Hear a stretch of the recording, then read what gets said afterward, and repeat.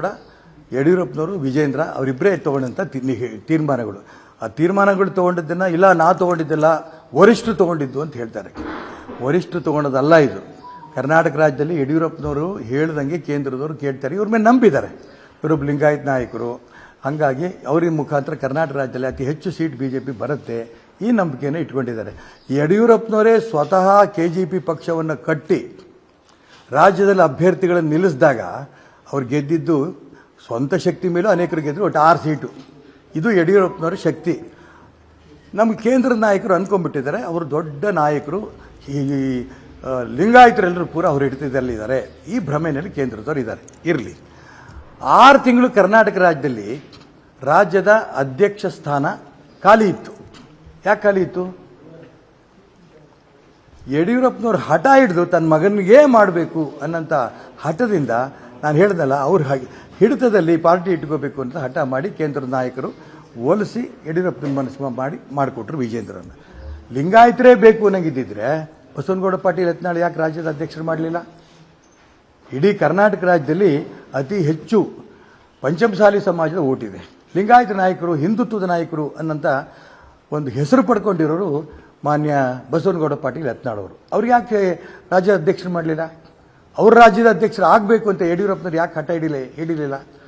ತನ್ನ ಮಗನೇ ಆಗಬೇಕು ಅಂತ ಹಠ ಹಿಡ್ಕೊಂಡು ಕೂತ್ಕೊಂಡ್ರು. ಆಯಿತು, ಲಿಂಗಾಯತರದ್ದು ಇನ್ನೊಬ್ಬ ಲಿಂಗಾಯತರು ಬೆಳೆಯೋಕ್ಕೆ ಇವ್ರಿಗೆ ಇಷ್ಟ ಇಲ್ಲ. ರೈಟ್. ಒಕ್ಕಲಿಗ ನಾಯಕರು ಮಾಡ್ಬೋದಿತ್ತಲ್ಲ. ಮಂತ್ರಿ ಸ್ಥಾನವನ್ನು ಬಿಟ್ಟು ಮಾನ್ಯ CT ರವಿಯವರು ಭಾರತೀಯ ಜನತಾ ಪಾರ್ಟಿಯ ನಾಯಕರು ಹೇಳಿದ್ರು ಅಂತ ಅಂದ್ಕೊಂಡು ರಾಷ್ಟ್ರೀಯ BJP ಪ್ರಧಾನ ಕಾರ್ಯದರ್ಶಿಯಾಗಿ ಕೆಲಸ ಮಾಡಿದ್ರು. ಮಹಾರಾಷ್ಟ್ರ, ಗೋವಾ, ತಮಿಳುನಾಡನ್ನ ಇನ್ಚಾರ್ಜ್ ಆಗಿ ಕೂಡ ಕೆಲಸ ಮಾಡಿದ್ರು. ಅವರು ವಾಪಸ್ ಬಂದರು. ವಾಪಸ್ ಬಂದ ನಂತರ ಅವರು ರಾಜ್ಯದ ಅಧ್ಯಕ್ಷರು ಮಾಡ್ಬೋದಿತ್ತು. ಅವ್ರು ಮಾಡಲಿಲ್ಲ. ಒಕ್ಕಲಿಗರನ್ನ ಹೋಗಲಿ, ಇಲ್ಲಿ ಶೋಭಾ ಕರಂದ್ಲಾಜೆ ಬೇಡ ಅಂತ ಇಡೀ ರಾಜ್ಯದ ಕಾರ್ಯಕರ್ತರು, ಒಂದು ಕ್ಷೇತ್ರದ ಕಾರ್ಯಕರ್ತರು ಗೋಬ್ಯಾಕ್ ಅಂತ ಶೋಭಾ ಕರಂದ್ಲಾಜೆ ಅವ್ರು ಕೂಗಿದಾಗ ಅವಾಗ ಯಾಕೆ CT ರವಿ ನೆನಪಾಗಲಿಲ್ಲ ಮಾನ್ಯ ಯಡಿಯೂರಪ್ಪನವ್ರಿಗೆ? ಯಾಕೆ CT ರವಿ ಯಾವುದ್ರಲ್ಲಿ ಕಡಿಮೆ ಇದ್ರು? CT ರವಿನ ಯಾಕೆ ಚಿಕ್ಕಮಗಳೂರು ಕ್ಷೇತ್ರದಿಂದ ತಪ್ಪಿದ್ರು? ಅವರೊಬ್ಬ ಹಿಂದುತ್ವವಾದಿ. ಸ್ಪಷ್ಟವಾಗಿ ತಮ್ಮ ಭಾವನೆಗಳನ್ನು ಹಿಡ್ತಾರೆ. ಯಾವ ರೀತಿ ಬಸವನಗೌಡ ಪಾಟೀಲ್ ಯತ್ನಾಳ್ ಹಿಡ್ತಾರೋ ಅದೇ ರೀತಿ ವಿಚಾರವನ್ನು CT ರವಿ ಕೂಡ ಹೇಳ್ತಾರೆ. ಹಾಗಾಗಿ ಇವ್ರು ಬೇಡಪ್ಪ, ಲಿಂಗಾಯತರು ಬೇಡ, ಒಕ್ಕಲಿಗರು ಬೇಡ, ಹಿಂದುಳಿದವರು ನನ್ನ ಯಾಕೆ ಮಾಡಲಿಲ್ಲ? ಯಾವ ವಿಚಾರದಲ್ಲಿ ಪಕ್ಷಕ್ಕೆ ದ್ರೋಹ ಮಾಡಿದ್ದೀನಿ? ನನ್ನ ಜೀವನದಲ್ಲಿ ಒಂದು ಸಾರಿನೂ ಪಾರ್ಟಿ ಬಿಟ್ಟು ಹೋಗಿಲ್ಲ. ಕೊನೆ ತನಕ ಈ ಪಕ್ಷ ನನ್ನ ತಾಯಿ ಅಂತ ಹೋರಾಟ ಮಾಡ್ಕೊಂಡು ಬಂದಿದ್ದೀನಿ. ಜೊತೆಗೆ ಅವ್ರು ಹೇಳಿದಾಗೆಲ್ಲ ಪಕ್ಷಕ್ಕೆ ರಾಜೀನಾಮೆ ಕೊಟ್ಟಿದ್ದೀನಿ. ಕೇಂದ್ರ ನಾಯಕರು ಯಡಿಯೂರಪ್ಪ KJP ಕಟ್ಟದಂಥ ಸಂದರ್ಭದಲ್ಲಿ ಮಂತ್ರಿ ಸ್ಥಾನಕ್ಕೆ ರಾಜೀನಾಮೆ ಕೊಟ್ಟು ಭಾರತೀಯ ಜನತಾ ಪಾರ್ಟಿ ರಾಜ್ಯ ಅಧ್ಯಕ್ಷ ಆಗಬೇಕು ಅನ್ನೋಂತ ಹೇಳಿದಾಗ ಮಂತ್ರಿ ಸ್ಥಾನಕ್ಕೆ ರಾಜೀನಾಮೆ ಕೊಟ್ಬಿಟ್ಟು ಬಂದೆ. ಮಾನ್ಯ ದೇವೇಗೌಡರ ವಿರುದ್ಧವಾಗಿ ಚುನಾವಣೆಗೆ ಸ್ಪರ್ಧೆ ಮಾಡಬೇಕು ಕನಕಪುರ ಲೋಕಸಭಾ ಕ್ಷೇತ್ರಕ್ಕೆ ಅಂತ ಹೇಳಿದಾಗ ಅಂತ ಕೇಂದ್ರ ರೇಷ್ಮೆ ಮಂಡಳಿ ಅಧ್ಯಕ್ಷ ಸ್ಥಾನಕ್ಕೆ ರಾಜೀನಾಮೆ ಕೊಟ್ಟು ನಾನು ಅವರ ವಿರುದ್ಧ ಚುನಾವಣೆಗೆ ಸ್ಪರ್ಧೆ ಮಾಡಿದೆ. ಮೊನ್ನೆ ನಡೆದಂಥ ವಿಧಾನಸಭಾ ಚುನಾವಣಾ ಸಂದರ್ಭದಲ್ಲಿ ಕೇಂದ್ರ ನಾಯಕರು ಹೇಳಿದರು, ನನಗೂ ಮತ್ತು ಜಗದೀಶ್ ಶೆಟ್ಟರು ಚುನಾವಣೆ ನೀವು ಸ್ಪರ್ಧೆ ಮಾಡಬಾರ್ದು, ಚುನಾವಣಾ ರಾಜಕೀಯ ನಿವೃತ್ತಿ ಆಗಬೇಕು. 5 ನಿಮಿಷದಲ್ಲಿ ನಾನು ಪತ್ರ ಕಳಿಸಿದೆ, ಆಯಿತು ಅಂತ. ಇದು ಪಕ್ಷ ನಿಷ್ಠೆ ಅಲ್ವಾ? ಈಗ ಯಾಕೆ ನಾನು ಸ್ಪರ್ಧೆ ಮಾಡ್ತಾ ಇದ್ದೀನಿ ಅಂತಂದರೆ ಯಡಿಯೂರಪ್ಪನವರು ಅವ್ರ ಮಗ ವಿಜೇಂದ್ರರ ಕಪಿಮುಷ್ಟಿನಲ್ಲಿರೋಂಥ ಭಾರತೀಯ ಜನತಾ ಪಾರ್ಟಿಯಿಂದ ಮುಕ್ತಗೊಳಿಸಬೇಕು.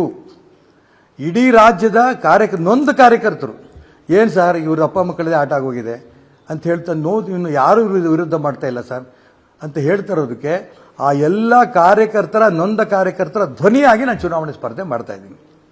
ಈಗ ಇವ್ರ ಮಕ್ಕಳ ಕೈಯಲ್ಲಿ ಪಕ್ಷ ಸಿಕ್ಕಿ ಒದ್ದಾಡ್ತಾ ಇದೆ.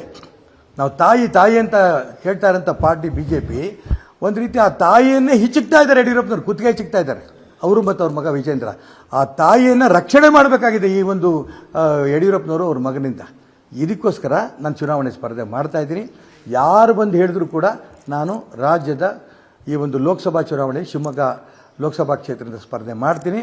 ನಾನು ಈಗಾಗಲೇ ಮೊನ್ನೆ ನಾನು ಘೋಷಣೆ ಮಾಡಿದ ನಂತರ ಇಡೀ ಜಿಲ್ಲೆಯಿಂದ ನನಗೆ ಸಾವಿರಾರು ಫೋನ್ಗಳು, ನೀವು ಸ್ಪರ್ಧೆ ಮಾಡಲೇಬೇಕು, ಯಾವ ಕಾರಣಕ್ಕೂ ನೀವು ವಿಡ್ರಾ ಮಾಡಬೇಡಿ, ನಿಮ್ಮ ಜೊತೆ ನಾವಿದ್ದೇವೆ.